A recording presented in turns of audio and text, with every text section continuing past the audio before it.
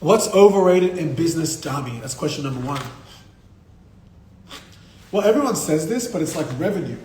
Like revenue is overrated because there are businesses that do 8 figures, but the business is like in debt by 20 million.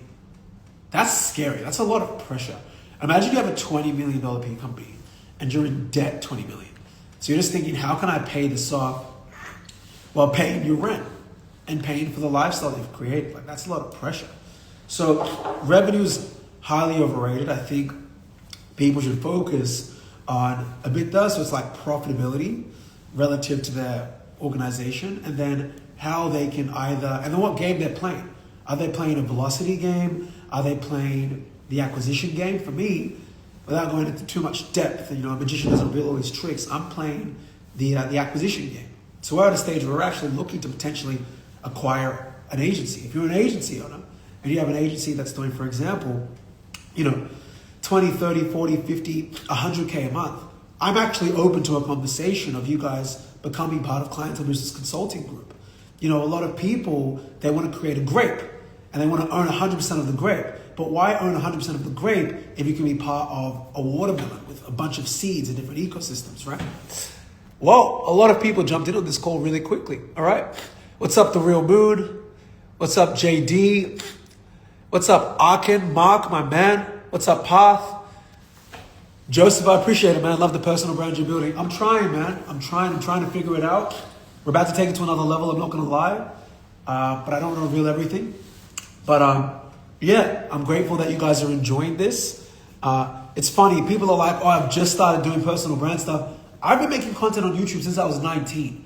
It's only the last 2 to 3 years though, where we got ridiculously consistent.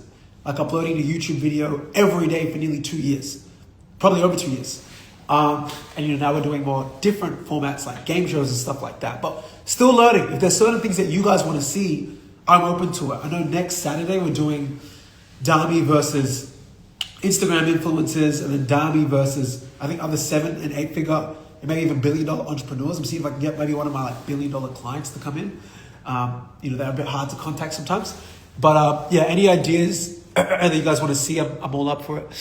Path said, what's up, my G? What's up, bro? Good to meet you last weekend. I hope you had a lot of fun.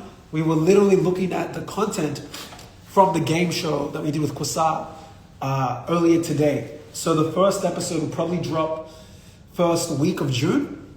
And yeah, it's going to be a really fun season. And you'll see that. So it was great to meet you. A lot of cool things coming. What's up, Seki? What's up, Mark and Hi Champ?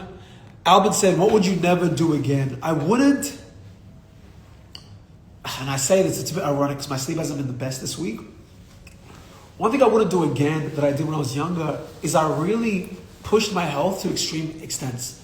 Like I remember when I was 21, living on a broken bed in Melbourne CBD, struggling to afford $5 and $10 Domino pizzas because I had just taken so many business risks that didn't work. And I remember I was like, you know what? I'm going to go on a 3-month detox. I'm not going to listen to music. I'm not going to hang out with my friends. I'm not going to, chill with any girls.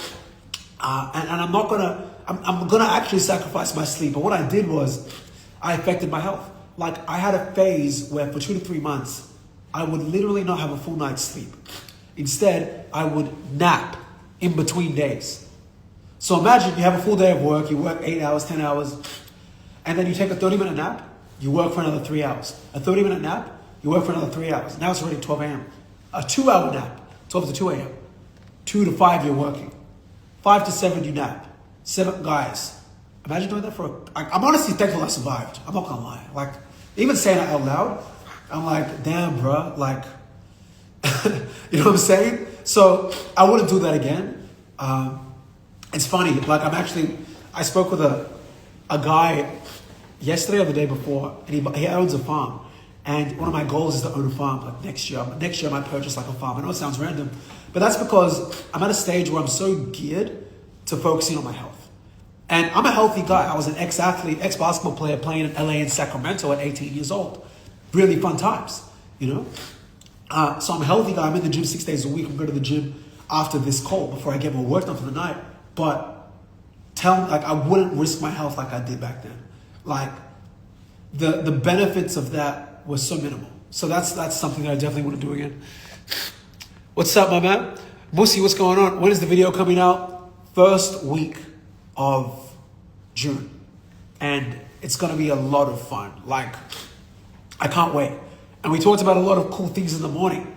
Some of the things were so cool that our Instagram account got taken down because we were pushing the confines of what was potentially able to be discussed. But again, I'm not going to go into too much information because I don't want to lose this Instagram account. All I'm going to say is keep an eye out for Corsar Central on YouTube in the next 1 week to 4 weeks. Albert said next week will be fire. It will be fire. What's up, Jay-Z? Dexter, it's been a hot minute. I hope you're well. Albert said, why do most ads fail? Lack of testing. Most people just don't test enough. They test a couple Canva images, put $20 a day behind it, and they're like, I'm running Facebook ads, but like that's not enough. Like I heard word that Alex Hormozy films like 500 ads a day. That makes me feel like a bitch, to be honest with you. Because I'm thinking I test, like I can create 20 or 30 ads a month. And I'm thinking I'm like killing it, like doing that amount of testing, but Hormozy tests 500 a week. That's like 2,000 ads a month. That's insane.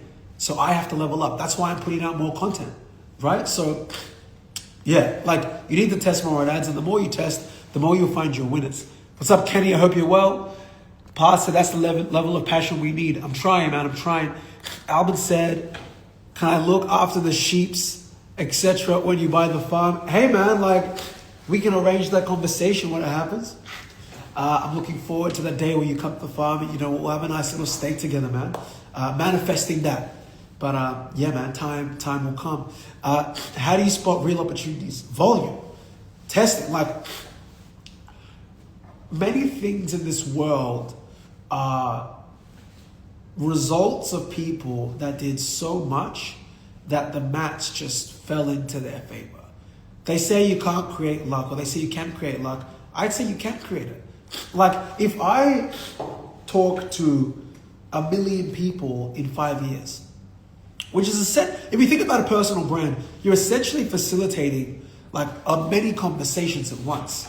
Okay, so if I have a million followers as an example, and I make a post, and that post reaches 100,000 people, and my piece of content speaks to those 100,000 people, well, I've had a conversation with 100,000 people. But if I was to have just spoken face to face to 10,000 people in 5 years, well, obviously the personal brand reaches more people and has more conversations.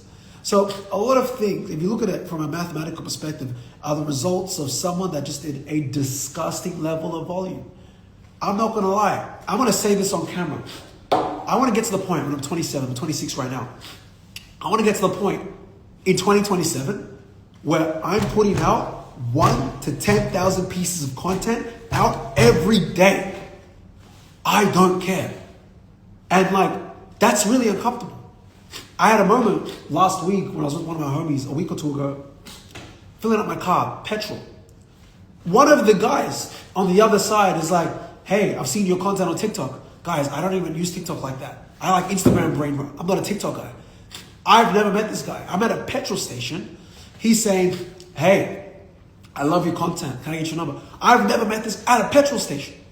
So like, I'm prepared for the challenges, benefits, all that come with 1,000 to 10,000 pieces of content every day. Because if I can have 10,000 digital conversations every day, then I am mathematically increasing the odds in which I can add value to people's lives, and then be compensated in whatever extent, whether it's with attention, whether it's with finances, to then put more into the world to create that loop further. So that's how I spot opportunities. Father Ade, what's going on? Which purchase improved your life the most? Private Chef, a good one, has improved my life a lot. I don't know if that's the one I've improved the most, but that is, a computer. A $2,000, $1,500 computer has made me millions online. So I guess that's also a good purchase. But yeah, like what you are, what you eat. You know what I'm saying? Like even the water we consume, if you be careful with having a lot of plastic water bottles, because the plastic also can seep into your skin. We're humans, 70% of us is water.